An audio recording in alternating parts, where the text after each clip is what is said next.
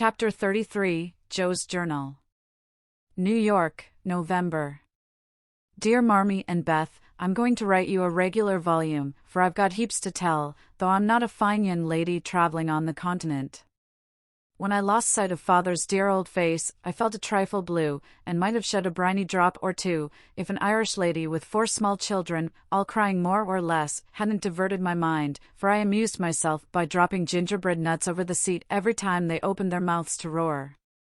Soon the sun came out, and taking it as a good omen, I cleared up likewise, and enjoyed my journey with all my heart.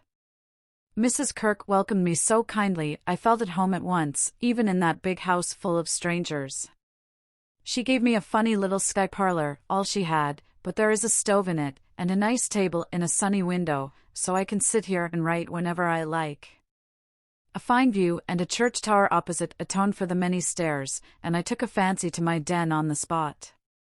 The nursery, where I am to teach and sew, is a pleasant room next Mrs. Kirk's private parlor, and the 2 little girls are pretty children, rather spoilt, I fancy, but they took to me after telling them the 7 bad pigs, and I've no doubt I shall make a model governess.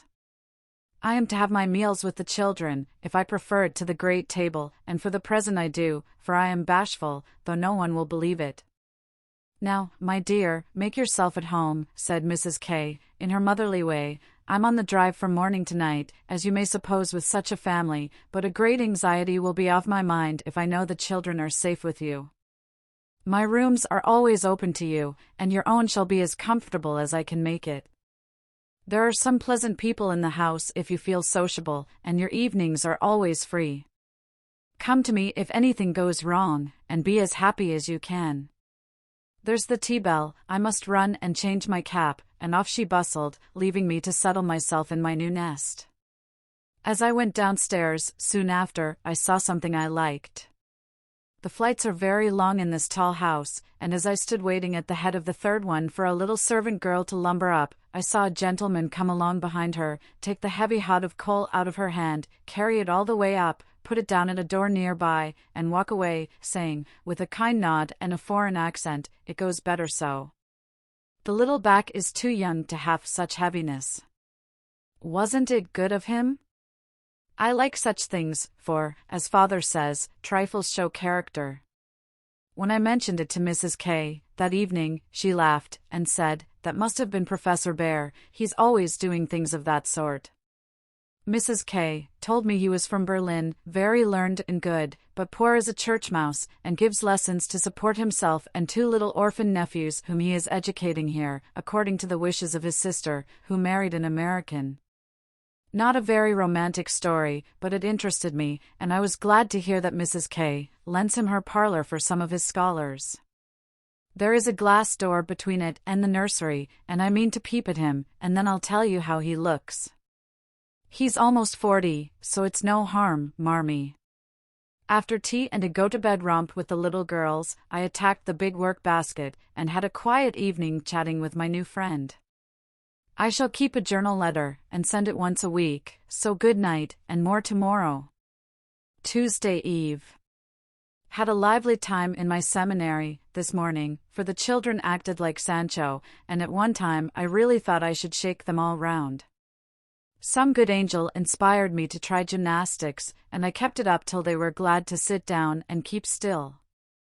After luncheon, the girl took them out for a walk, and I went to my needlework, like little Mabel, with a willing mind. I was thanking my stars that I'd learned to make nice buttonholes, when the parlor door opened and shut, and someone began to hum, "Kennst du das Land," like a big bumblebee. It was dreadfully improper, I know, but I couldn't resist the temptation, and lifting one end of the curtain before the glass door, I peeped in. Professor Bear was there, and while he arranged his books, I took a good look at him. A regular German, rather stout, with brown hair tumbled all over his head, a bushy beard, good nose, the kindest eyes I ever saw, and a splendid big voice that does one's ears good, after our sharp or slipshod American gabble.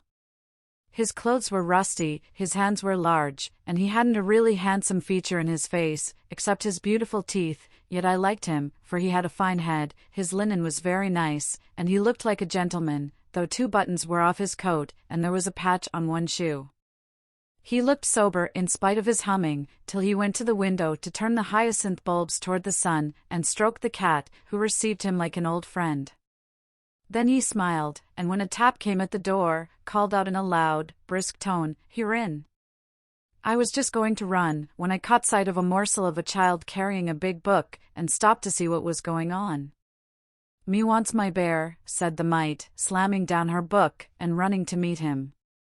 "Thou shalt have thy bear, come, then, and take a good hug from him, my Tina," said the professor, catching her up, with a laugh, and holding her so high over his head that she had to stoop her little face to kiss him.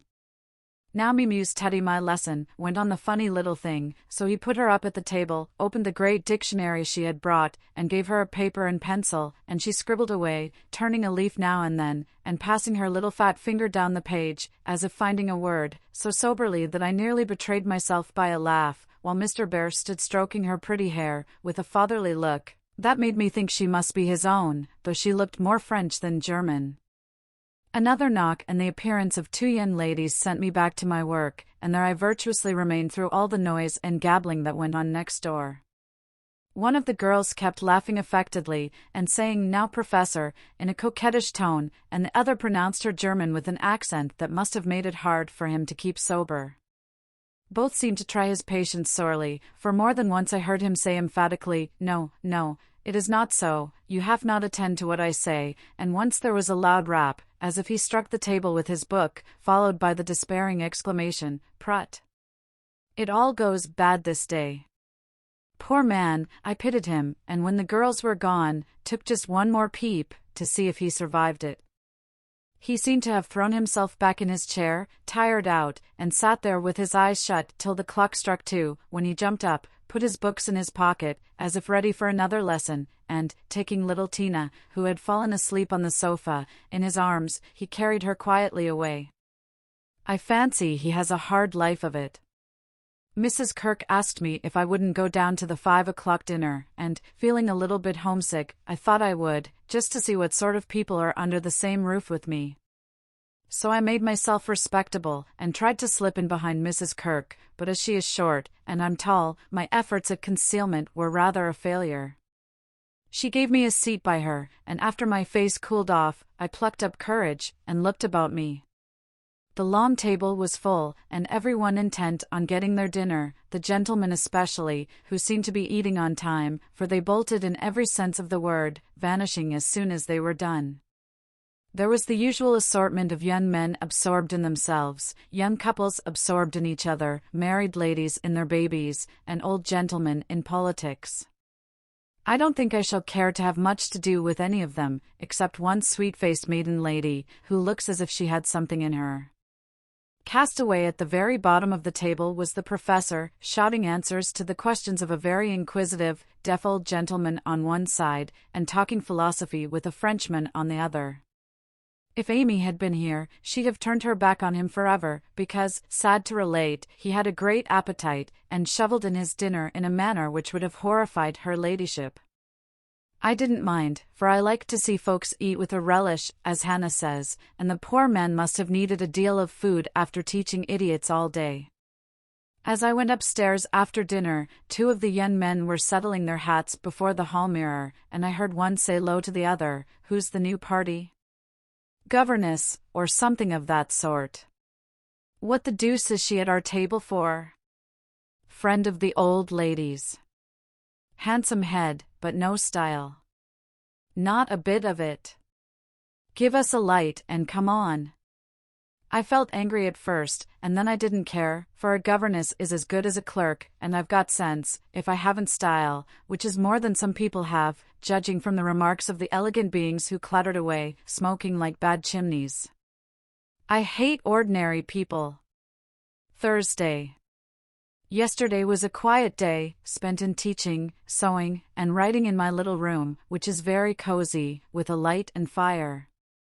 I picked up a few bits of news, and was introduced to the professor. It seems that Tina is the child of the Frenchwoman who does the fine ironing in the laundry here.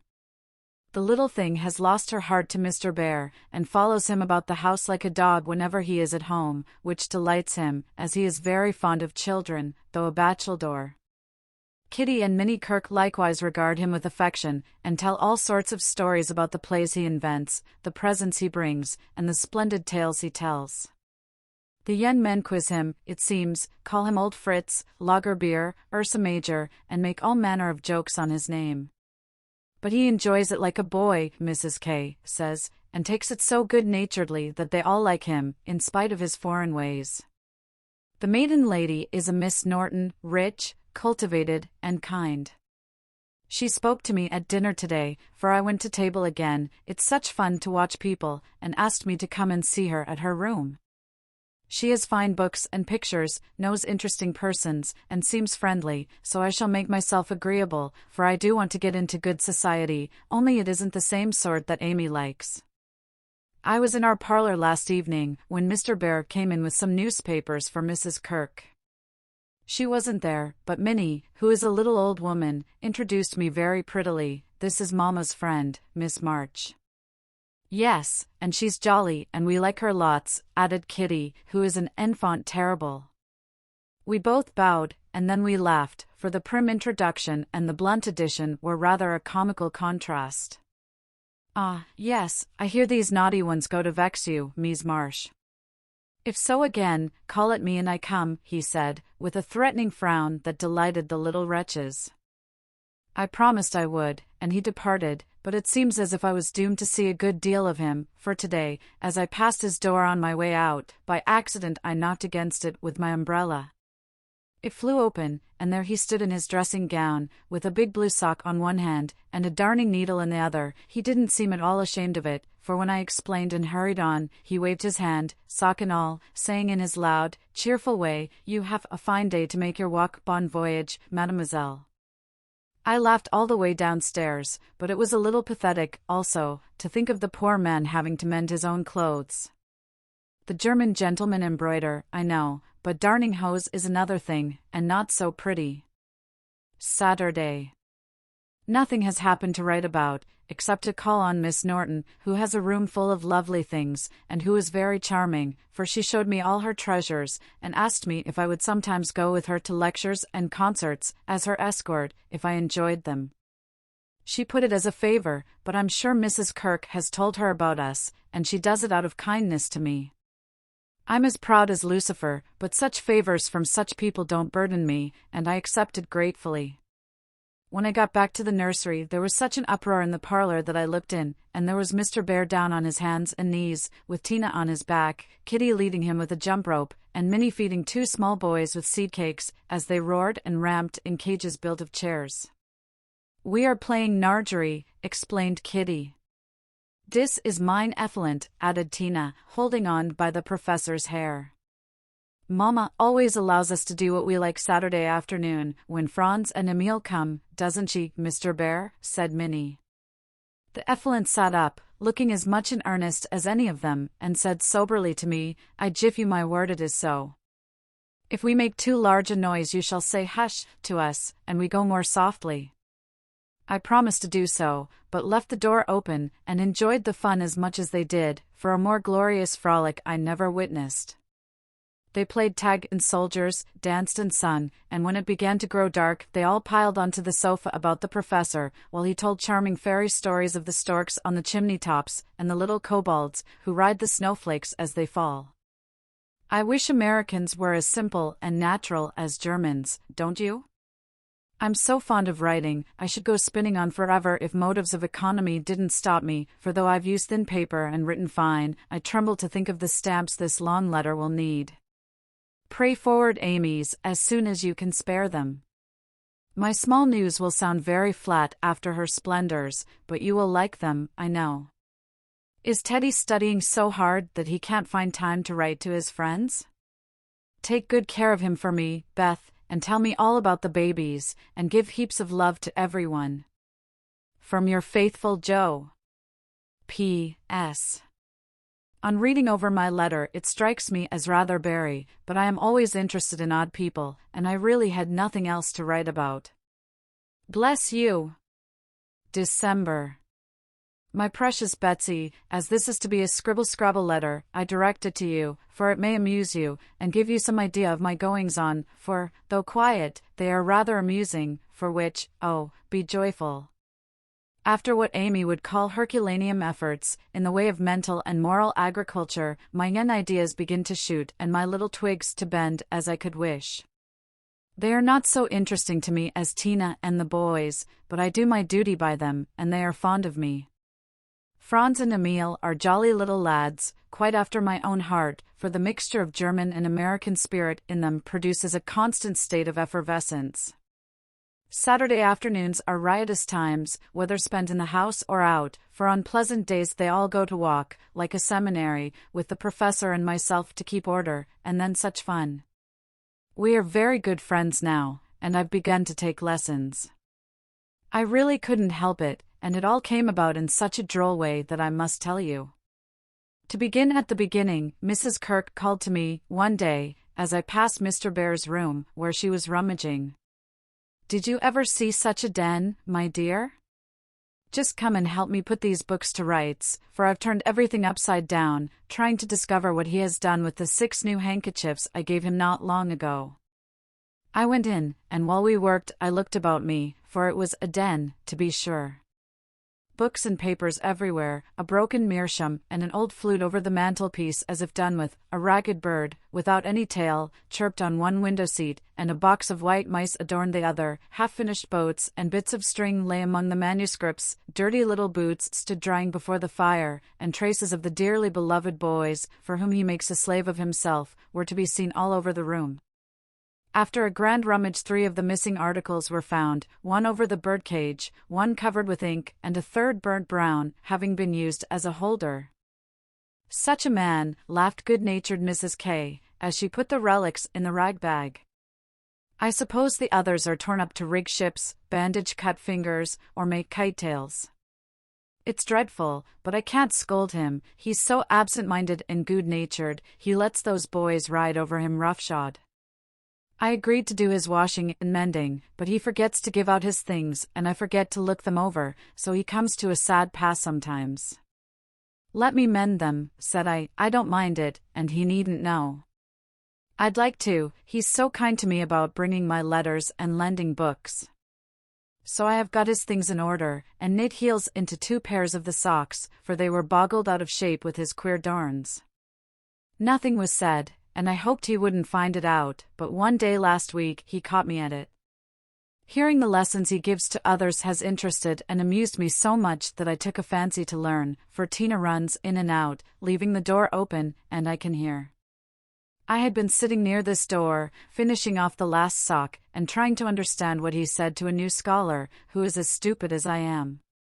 The girl had gone, and I thought he had also, it was so still, and I was busily gabbling over a verb, and rocking to and fro in a most absurd way, when a little crow made me look up, and there was Mr. Bear looking and laughing quietly, while he made signs to Tina not to betray him. "So," he said, as I stopped and stared like a goose, "you peep at me, I peep at you, and that is not bad, but see, I am not pleasanting when I say, have you a wish for German?"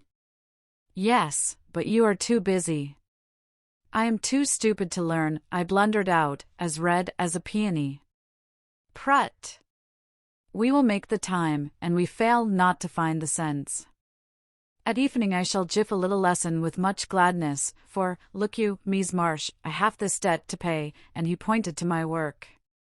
"Yes," they say to one another, "these so kind ladies, he is a stupid old fellow, he will see not what we do, he will never observe that his sock heels go not in holes any more, he will think his buttons grow out new when they fall, and believe that strings make theirselves." Ah! But I have an eye, and I see much. I have a heart, and I feel the thanks for this. Come, a little lesson then and now, or no more good fairy works for me and mine. Of course I couldn't say anything after that, and as it really is a splendid opportunity, I made the bargain, and we began. I took 4 lessons, and then I stuck fast in a grammatical bog. The professor was very patient with me, but it must have been torment to him, and now and then he'd look at me with such an expression of mild despair that it was a toss-up with me whether to laugh or cry. I tried both ways, and when it came to a sniff of utter mortification and woe, he just threw the grammar onto the floor, and marched out of the room. I felt myself disgraced and deserted forever, but didn't blame him a particle, and was scrambling my papers together, meaning to rush upstairs and shake myself hard, when in he came, as brisk and beaming as if I'd covered myself with glory. "Now we shall try a new way. You and I will read these pleasant little American together, and dig no more in that dry book that goes in the corner for making us trouble." He spoke so kindly, and opened Hans Andersen's fairy tales so invitingly before me, that I was more ashamed than ever, and went at my lesson in a neck-or-nothing style that seemed to amuse him immensely. I forgot my bashfulness, and pegged away, no other word will express it, with all my might, tumbling over long words, pronouncing according to the inspiration of the minute, and doing my very best. When I finished reading my first page, and stopped for breath, he clapped his hands and cried out, in his hearty way, "Das ist gut. Now we go well. My turn." I do him in German, "Gib mir your ear." And away he went, rumbling out the words with his strong voice, and a relish which was good to see as well as hear. Fortunately the story was the Constant Tin Soldier, which is droll, you know, so I could laugh, and I did, though I didn't understand half he read, for I couldn't help it, he was so earnest, I so excited, and the whole thing so comical. After that we got on better, and now I read my lessons pretty well, for this way of studying suits me, and I can see that the grammar gets tucked into the tales and poetry as one gives pills and jelly.